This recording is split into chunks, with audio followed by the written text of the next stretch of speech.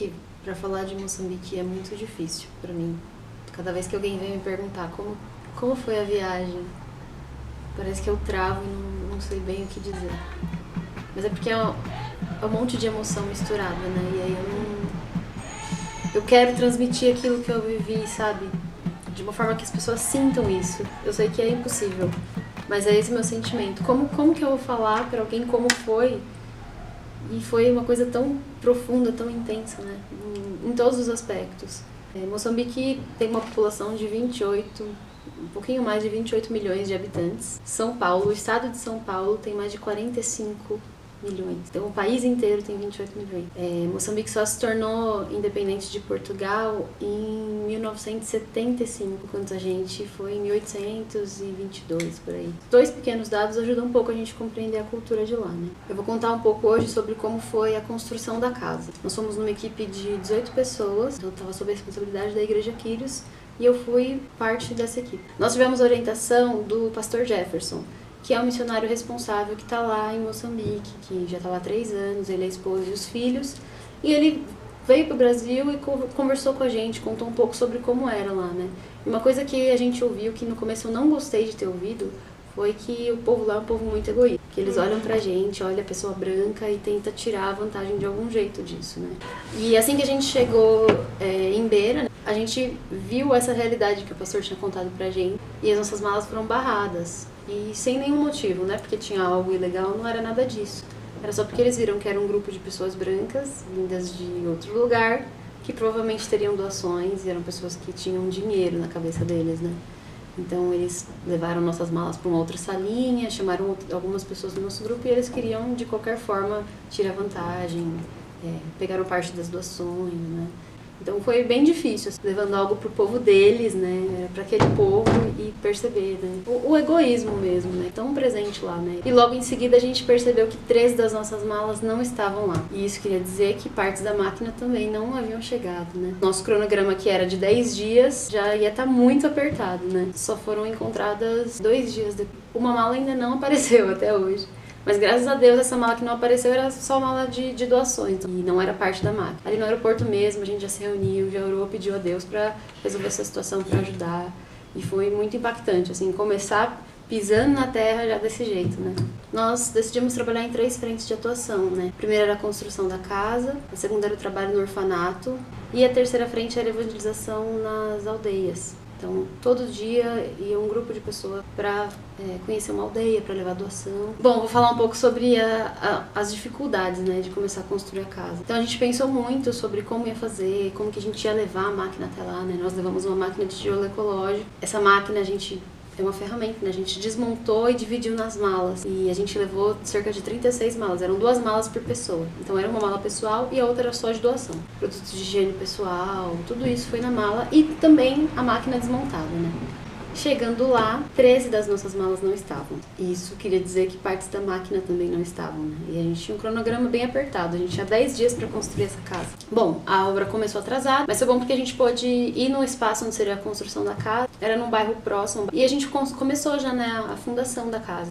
Fazer o tijolo é muito rápido. Pega a terra que a gente prepara, né? Só prensa, tirou. Em menos de 1 minuto você tem 2, 3 tijolos. Mas tem etapas anteriores que são mais complicadas, que a gente precisa peneirar toda a terra. Então a gente precisava cavar a terra, tirar bastante terra, peneirar essa terra e misturar com cimento, né? Então tinha a parte de peneirar a terra, depois tinha a mistura. Então a gente demorou um pouquinho para fazer esse ajuste, né? Da quantidade de cimento para a quantidade de terra, porque a terra de lá é diferente da terra daqui, né? E a terra de lá é diferente de outro lugar da terra de lá também, né? Então a gente achou um lugar que era o lugar onde a gente estava hospedado, a terra era boa, era a melhor que tinha, né, para fazer esse tipo de tijolo.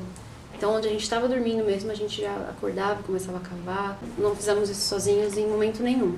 A gente tinha uma equipe de pessoas de lá que estavam dispostas a ajudar, pessoas da igreja. E era muito duro de ver, porque assim, eram mulheres carregando os filhos nas costas e cavando, e carregando peso, e levando as coisas, e parava para amamentar, e logo em seguida já estava fazendo de novo. Foi bem difícil, assim, ver. E a gente, mulher grávida também. Eu via a moça grávida, não faz, por favor, senta, descansa. E ela ia lá e fazia, né? E a vida lá é assim. Nós tivemos também alguns meninos, alguns jovens da igreja, pessoas, assim, que me trouxeram muita esperança de mudar mudar mesmo a cultura daquele lugar, né? Uma outra barreira que a gente enfrentou foi a de conscientizar eles, de ensinar que juntos eles vão conseguir chegar mais longe, né? Se eles construírem juntos, se um ajudar o outro, logo logo todo mundo vai ter uma casa, né? E a gente viu isso, né? No final da construção, quando a gente já estava aqui no Brasil, a gente até hoje recebe fotos deles.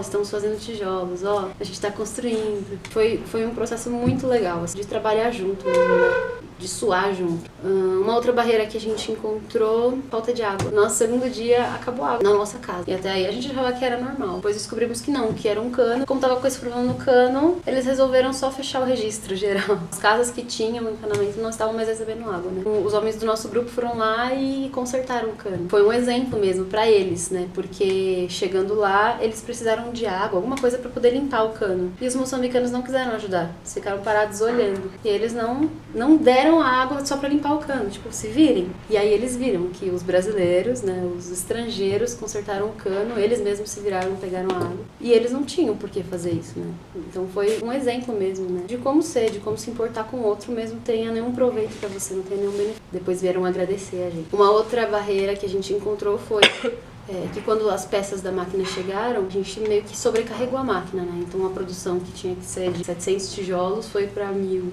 né? Isso não tem nenhum problema, assim, pode, sei lá, diminuir a vida útil dela. E aí teve que soldar um lugar da máquina, né? E isso atrasou mais um dia. A gente teve problema também de transporte. E depois dos 10 dias, depois que a casa ficou pronta finalmente, né? Acho que foi o momento mais marcante dessa viagem. Todos nós nos reunimos para tirar uma foto da casa, né? Quando a gente chegou lá e a gente viu a casa pronta, foi a maior alegria, assim. Começou a se abraçar de alegria. E tava terminando de fazer o contrapiso, uma pessoa ainda tava fazendo o contrapiso e todos eles começaram a cantar e dançar em frente à casa.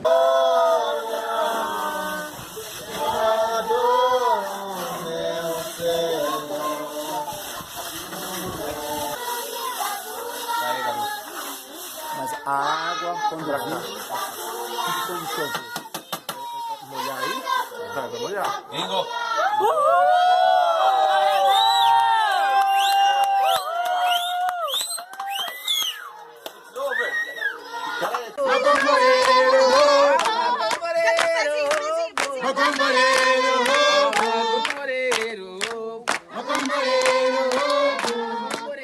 Faz o nice aí, faz o nice.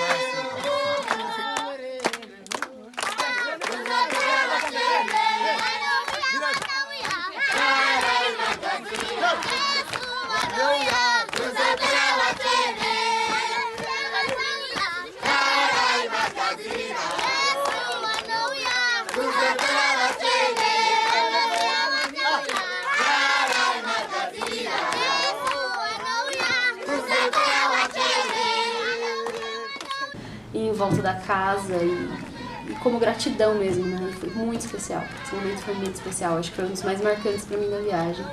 Foi quando a gente terminou a casa e tava todo mundo lá, e todo mundo grato a Deus, né? E a gente começou a cantar, a dançar. E demos a volta na casa de mãos dadas e oramos. Agradecemos a Deus por esse momento tão precioso, né? Foi Deus construindo no nosso coração mesmo um amor gigante por aquele povo. Deus ensinando eles, Deus tratando com o nosso coração, em todos os detalhes, né? Ensinando pessoas que não usavam roupa emprestada a ter que usar roupa emprestada porque sua mala não tava.